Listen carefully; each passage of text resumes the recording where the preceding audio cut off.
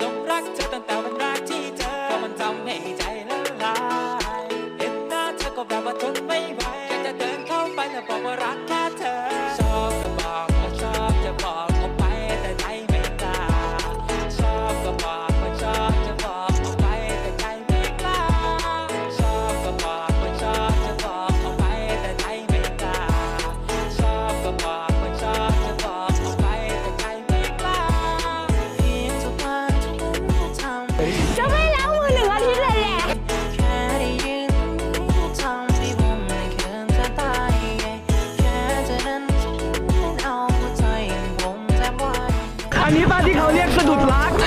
เอาจะส่งให้เธอเป็นใจ มัวแต่มองเธอไม่มองทางเลย ทำให้ใจ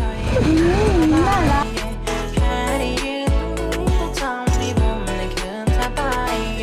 แค่เธอนั้นส่งยิ้มเอาหัวใจผมแทบวาย